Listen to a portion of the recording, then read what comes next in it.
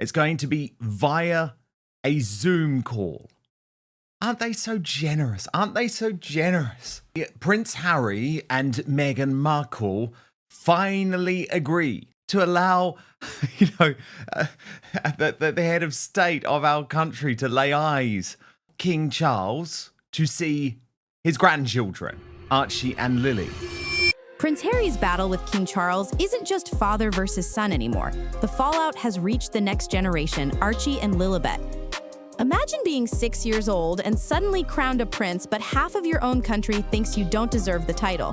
That's exactly where Archie and Lilibet stand today. According to a YouGov poll, 51% of Brits don't support Harry's children having royal titles. Think about that, a birthright under royal law rejected by the very public the monarchy claims to represent. That tension is now spilling into headlines, memes, and furious debates online. And it's not just a matter of public opinion, it's written into law. Back in 1917, King George V issued the Letters Patent, a royal decree that clearly stated only the grandchildren of the monarch in the male line are entitled to be called prince and princess, which means Archie and Lilibet, as King Charles's grandchildren, are automatically in line for those titles. By law, they're royals. By the polls, they're unwanted. And there's so much to unpack here: the legal right, the public outrage, the passport drama whispers, and what this tug-of-war really means for Harry, Charles, and the future of the monarchy. Because this isn't just about two kids, it's about the crown itself. To understand why Archie and Lilibet's titles matter so much, we have to go back more than a century. In 1917, King George V issued the Letters Patent, a royal decree that reshaped who could be called prince and princess.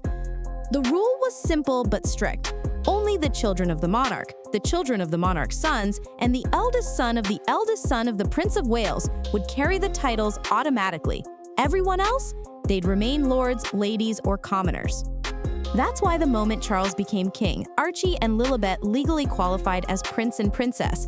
No debate, no paperwork. Their entitlement was baked into the law. It's the same law that made Prince William's kids royals the moment he became heir. But here's the twist. While the law is clear, the crown doesn't always act quickly. For months after Charles's coronation, Archie and Lilibet were still listed on the royal family's website as Master Archie and Miss Lilibet. Whispers say the palace delayed updating their titles, fueling speculation that Charles himself hesitated to acknowledge them as full royals. And that hesitation speaks volumes, because even if the law says Archie and Lilibet are royals, the monarchy is an institution of optics, and optics can bend the rules in ways the public never forgets. If the law hands Archie and Lilibet the titles of prince and princess, the public is trying to snatch them back. A YouGov poll made the divide crystal clear. 51% of Brits don't support Archie and Lilibet having royal titles. That's more than half the nation essentially saying, thanks, but no thanks. We don't want these children tied to the monarchy. And this isn't just quiet disapproval. Online, the outrage is loud, mocking, and sometimes brutal. Comment threads are flooded with accusations of entitlement, hypocrisy, and opportunism. Many argue that Harry and Meghan gave up royal duty, so their children don't deserve royal privilege. Others go further, claiming titles would only be used as branding tools for the Sussexes' personal gain. But not everyone agrees. A smaller, quieter group defends the children, insisting they shouldn't pay the price for their parents' choices. To them, stripping Archie and Lilibet of titles looks petty, almost cruel, as if the monarchy is punishing two innocent kids for their parents' rebellion. This split creates the perfect storm: a legal right on one side and a furious public on the other. And when the monarchy depends on public favor for survival, that's not a clash the crown can afford to ignore. If the law is black and white, the palace found a way to paint in shades of gray. For months after Charles became king, Archie and Lilibet's titles sat in limbo. On the official royal website, they were still listed as Master and Miss long after their entitlement had kicked in. Why the delay? That's where the drama begins. Insiders whispered about a behind-the-scenes struggle. Reports suggested that Harry and Meghan wanted the HRH styling, his and her Royal Highness, restored for their children. But the palace was said to be dragging its feet, worried about granting full royal status to two children being raised thousands of miles away in California. Then came the alleged passport problem. According to rumors, Harry and Meghan faced long delays updating travel documents because of the uncertainty over whether Archie and Lilibet would be officially recognized as royals. For nearly half a year, whispers say the family was left in bureaucratic limbo, a humiliation that many critics argued Charles allowed to happen on purpose. When the titles finally appeared online in March 2023, Prince Archie of Sussex and Princess Lilibet of Sussex, it looked less like a natural update and more like the end of a tense standoff. And that silence from the palace, it only fueled the suspicion that Charles wasn't eager to crown his grandchildren, but bowed to legal obligation instead. From Harry and Meghan's side, the story sounds very different. They've reportedly argued that titles aren't about privilege, but about protection. Insiders claim Harry believes his children's status as prince and princess gives them a form of security, not just in terms of recognition, but in how they're treated legally and publicly. In his words, it's about ensuring Archie and Lilibet have the option to step into royal roles when they're older, even if they choose not to. Critics, of course, aren't buying it. They point to the couple's highly public exit from royal duties, saying it's hypocritical to walk away from the monarchy but fight for royal perks for the kids. Commenters often accuse Meghan of being the driving force, suggesting she wants the titles as branding leverage to keep the Sussex name marketable. But Harry has made emotional points as well. In interviews, he's hinted that denying Archie and Lilibet their rightful titles could look like punishment, a way of excluding them for choices their parents made. Supporters argue that stripping the children of titles feels cruel and discriminatory, especially since they're the mixed-race branch of the royal family. And so, the arguments continue. Harry frames it as fairness and security. Critics see entitlement and strategy. Once again, the truth is buried under a mountain of perception, and perception is what shapes the monarchy's future. If King Charles has been hesitant, whispers say Prince William may be even firmer. According to royal insiders, William has little interest in granting Archie and Lilibet any meaningful roles in the monarchy once he becomes king. Reports claim his vision for the crown is slimmed down. Fewer working royals, tighter budgets, and less tolerance for side scandals. In that world, Archie and Lilibet might keep their titles on paper, but never step foot on a royal balcony, never cut a ribbon, never be seen as official representatives of the crown. Critics argue this would be William drawing a line in the sand, refusing to let his brother's children cash in on royal privilege while their parents live in California, carving out careers on Netflix and book deals. Supporters of William say it's a smart move, a monarchy focused only on those who actively serve. But the flip side?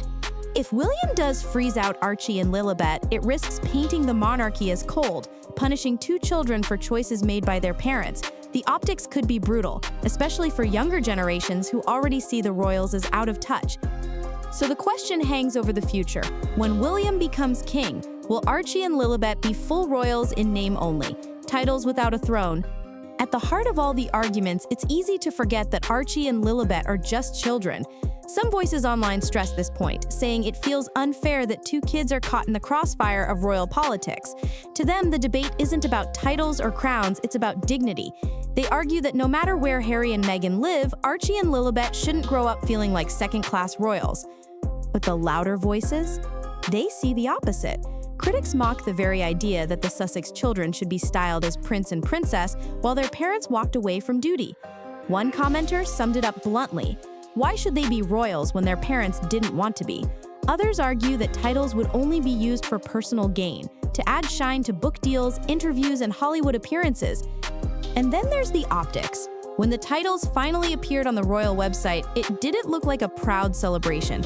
It looked like a reluctant update, whispered into existence rather than announced with joy. That silence made critics feel vindicated, as though even Charles wasn't thrilled to acknowledge them.